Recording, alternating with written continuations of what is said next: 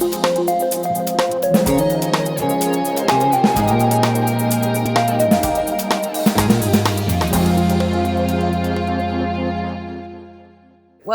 El Camino is a dominant feature in Palo Alto landscape, and the Royal Road has been with us before the city was founded. And this week, Veronica, you took a look at El Camino from architectural and business standpoint, doing a photo essay. We've got this great interactive presentation online as well.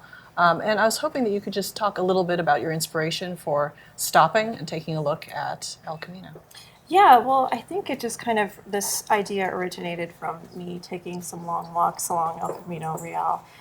Sometimes I'll just park my car and I've wandered to some of the local restaurants down there, and I just kind of take a little walk around and, just stopping off at different assignments, I'll notice these little landmarks that driving by, you wouldn't normally see them. You're just on your way. You're focused. You're so focused that you just aren't being really aware of what's out there. And there's all kinds of these old businesses and these old remnants, I feel like, from the past, like from the 1950s and the 1960s, these old kind of iconic looking motor lodges that definitely kind of represent this time in American history when people would be on the road, stopping in at the motel, and grabbing a cheeseburger or something like that. So there's all this unique architecture out there that I really noticed just walking. And so it just sparked my curiosity, like what would happen if I walked the whole length of El Camino and just see what's out there. There's just so cool, like all these little details. Yeah, well, I'm pretty struck by the very first thing that you said, which is that you walked on El Camino. Yeah. You don't hear anybody talking about walking El Camino know. unless you're talking about like town and country in the northern part. Yeah. And partly because it's always been a car-centric place. Right. And so how do you think that kind of aspect of it, the fact that it was designed for cars, how do you think that shaped the kind of businesses that are out there now? Yeah, I mean, I that's kind of what the history was, I feel like, in the 50s when there was just so many cars traveling by.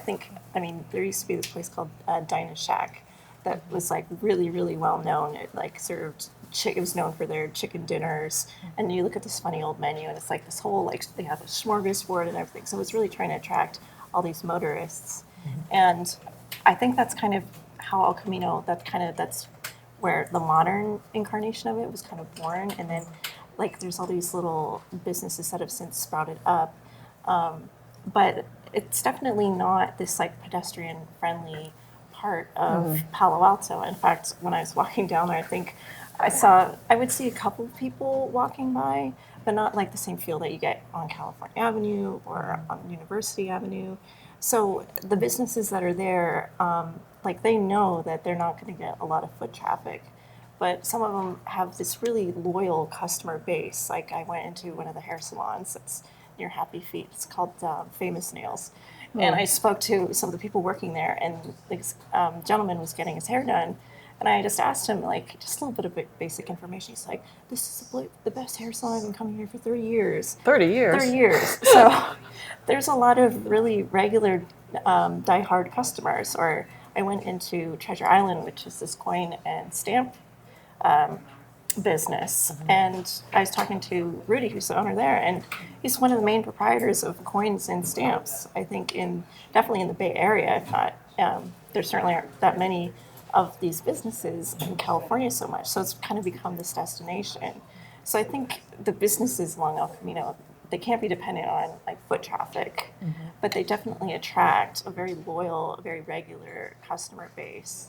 Yeah, when I walk along El Camino, which is rare, I mean, There's two of you who walk along El Camino. I have done it once or twice. The thing that I just sense is just a lot of noise, a lot of traffic going by very fast. And there's an initiative peninsula-wide trying to turn this El Camino into the Grand Boulevard and into a walkable, pedestrian-friendly place you want to go.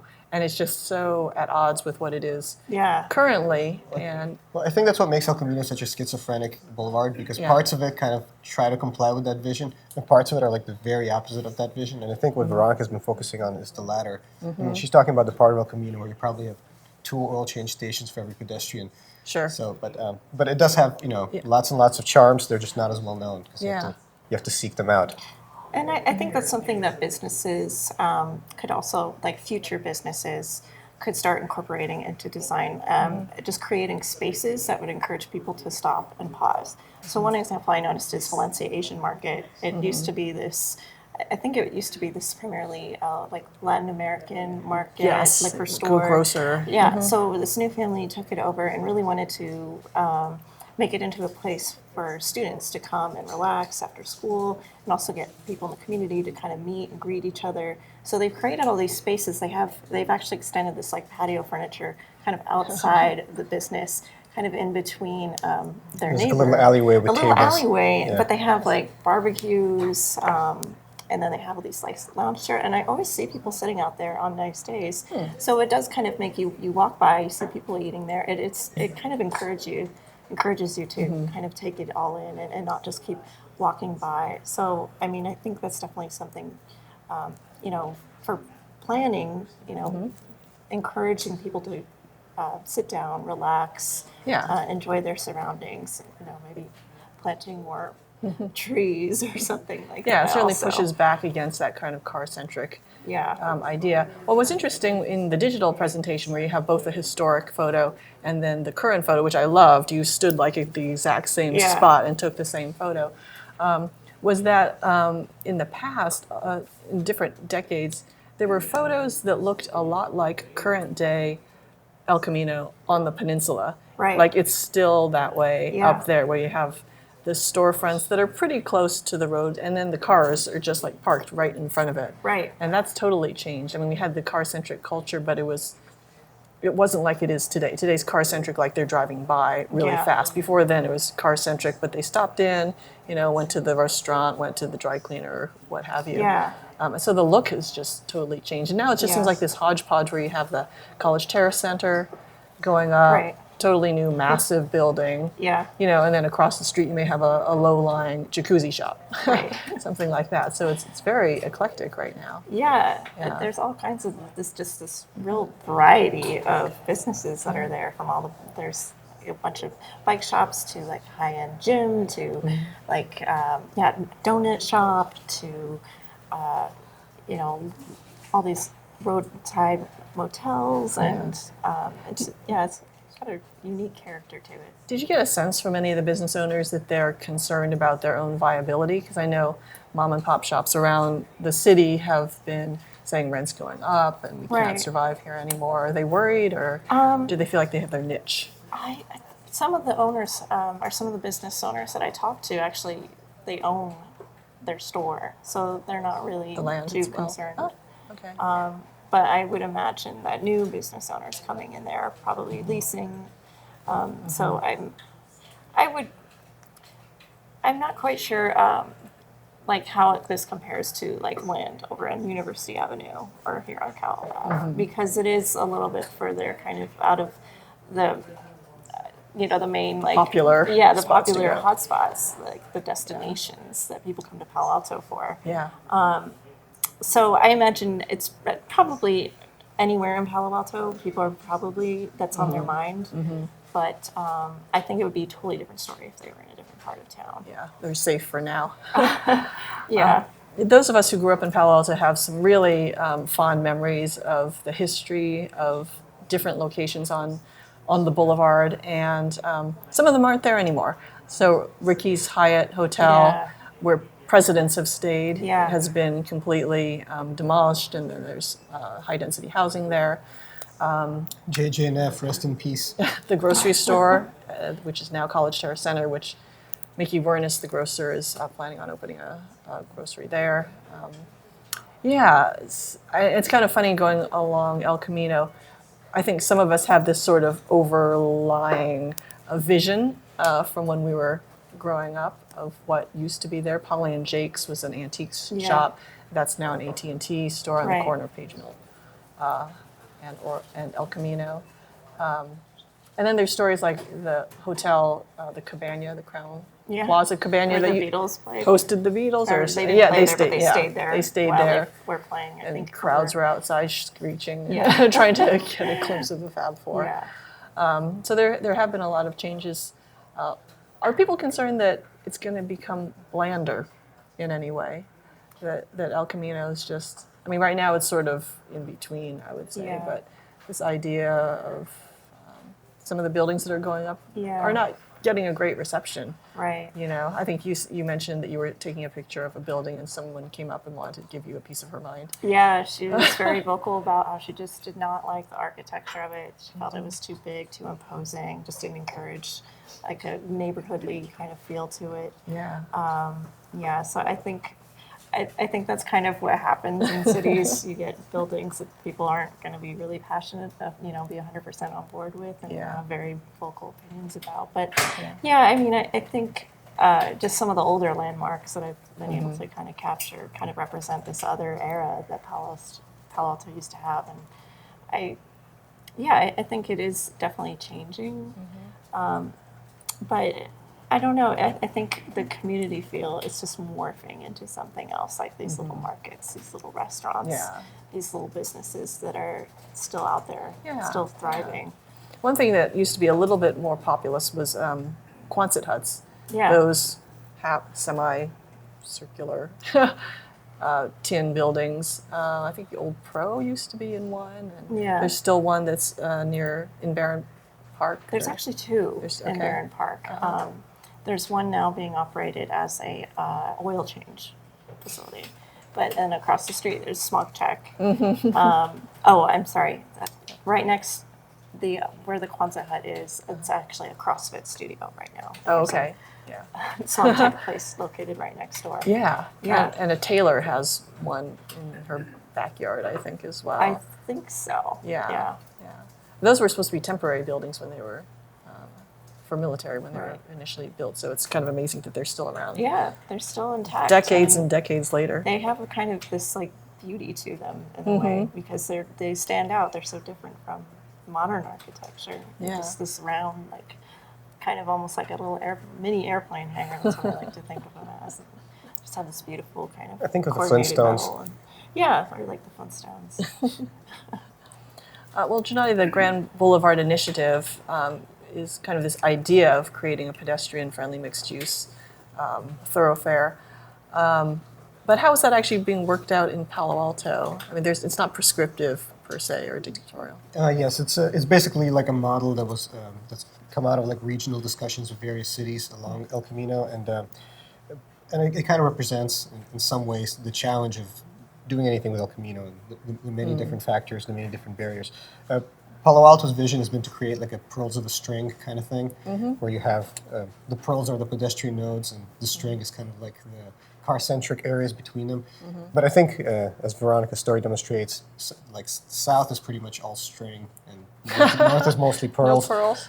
And I think the city has taken there's been some recent efforts to kind of address some of the problems that Veronica mentioned, like the architecture, the narrow sidewalks, the kind of car-centric thing. A couple of years ago, the council tried to create a new rule to give El Camino wider sidewalks to encourage more pedestrian activity and more trees. But that went nowhere in 2014. Basically, all these businesses came up and said, you're going to make us less visible to cars, and we still depend on cars. So And take away some square footage, I would think. yeah, so I think the car-centric pass is definitely interfering with the vision of a more pedestrian-centric future. And in 2014, the Palo Alto pretty much aborted the sidewalk mission. Okay. They decided they're going to deal with this issue as part of the comprehensive plan update, where they consider a broader set of issues, including architecture, like the blocky facades, that kind of thing. So, but it just shows it's kind of, the plans do have some supporters and some advocates. There's some people who want to see much more density in El Camino. They think it's perfect because it has transit, it has services. What better place to put housing, that kind of thing. But the reality tends to bring these kinds of plans crashing down pretty quickly. It seems like there's some conflict between high-density housing, because I've seen some of the renderings or concept plans where, I mean, it's very vibrant on the ground floor, but then you look up and it's really sort of like a canyon of buildings on either side. I'm not sure that you can't have, mixed use with retail and patios on the ground floor, but it doesn't necessarily have the same feeling as a Valencia market, for example, or just kind of a place where people are hanging out and it's low key and kind of downscale. Right. Everything, Yeah. there's some other factors that are influencing what happens on the Grand Boulevard in terms of aesthetics. Like there's this plan for the bus rapid transit on El Camino. that kind of also kind of goes against, even if there's pearls on a string, the string's going really fast or things are going fast along there. So what is the role of transportation agencies in this whole planning process? Are they actually in sync with city plans, and are they? I don't think they're ever in sync with city plans. There's always like a healthy tension, Yeah. and an intention to collaborate more, and a recognition that there's not enough collaboration now. You mentioned the BRT, the Bus Rapid Transit Plan. I think that's kind of more in sync with like the future vision. It's ironic that this transportation project is in sync with the pedestrian-centric thing. But if it does come to pass that a lane of cars is removed for buses, which is the more radical alternative, Yeah. less radical is a mixed flow where the buses just kind of pass. The fear is that it would just create more traffic congestion. You'd have less space for cars. So the people who oppose BRT, and there's many of them in Palo Alto, think is just going to create more congestion. It's going to kind of impact their quality of life, all to fulfill the vision of some new urbanism planners who don't live in the city. That's kind of the criticism you hear a lot from the people out here. And of course, the people who are more urban-minded think it's a great idea. It's not going to create more traffic, it's just going to give people more options. So it's a healthy tension that's been there for a while. Has there been any discussion about like creating a bike lane on El Camino? Because that's one thing I definitely noticed is there's a lot of bicyclists who are squeezed onto the sidewalk. Wow. Because it is a dangerous street to ride your bike on. Right. There's a But mix of opinions on I'm that. thinking, if they Yeah. want to kind of create this grand boulevard, there's definitely an opportunity to create some bike lanes for the local commuters who are coming from Mountain View or Sunnyvale. I don't know. Wanting- That's might one. come to El That's one An view. option. The other view is that El Camino is one of the most dangerous streets for bicyclists, and it's better to Yeah. encourage people to take Bryant, to take whatever other streets Right. that are more bike-centric, and leave El Camino and streets like Alma as car arteries, Yeah. and not have like narrow lanes with bicyclists and cars Yeah. competing for space. So the council has been kind of, and there's been a few council members who have been kind of pretty forceful in keeping things separated in that way. I think Tom Du Bois is kind of like, let's encourage bikes where bikes are friendly, and El Camino Yeah. is not. It's kind of like It's Alma. not. Yeah, so I think throwing bike lanes in there might Yeah. might be a controversial proposition, but Yeah. So are there any other things that surprised you as you were walking along El Camino? Any other anecdotes you wanted to share with us? Just that it's it's not what you would consider like compared to the other places around the city, like the walking destination. But there's just a lot of neat things to see, like over at the Stanford Motor Inn. One of the tenants, or one of the people who stayed there, their regular customers, some odd years ago, saw all the plain space in the carport area, like in their parking lot, and decided, hey, I would love to paint a mural. Oh. So there's all these unique little murals out there of like the French countryside, or like Wow. people, playing around like a big pool, and you wouldn't see that just driving by. So it's just like these little moments where you kind of stop and pause and like, wow, this is here. Like I would have never known. Yeah. So I think that's definitely what surprised me the most, was just kind of like these little hidden treasures that you find when you're just walking, and you're like put your phone away and you're like carefully looking around, and so Yeah. I'd be surprised if you actually just took a nice walk down there, all the kind of neat stuff that you'll see. surprised and lonely. Yeah, and the project that we have online, our multimedia page, where you can kind of click and see the before and at what, our then and now page.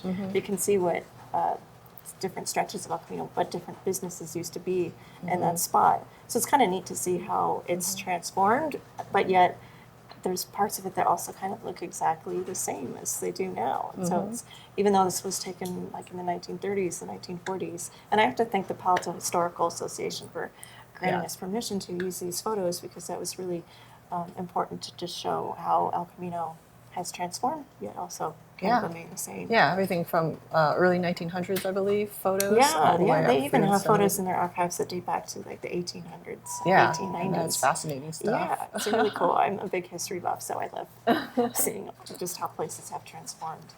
There's some really kitschy things that used to be around, like the slipper on top of the glass slipper inn, the Colonel Sanders, like full-scale Yeah, model yeah, of him. And I understand there used to be an actual Jack in the Box on top of Jack in the Box.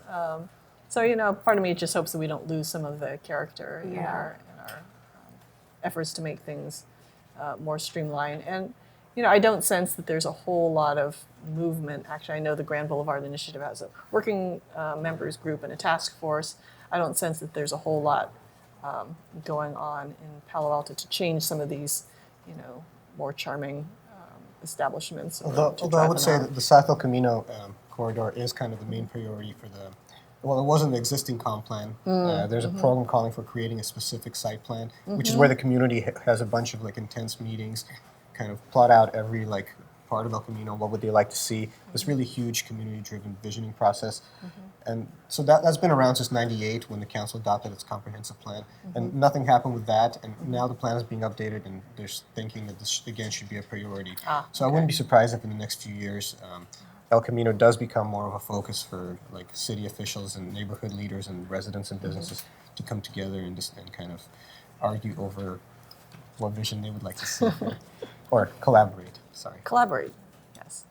All right, well, thanks for the good discussion on El Camino, and everyone can look at your story and your photos and the digital presentation with the historical photos on Palo Alto Online. If you have some thoughts you want to share on El Camino, maybe some of your memories, you can go to paloaltoonline.com/square and make comments in our town square forum. That wraps it up for this week. I'm Jocelyn Dong, and we'll see you next week.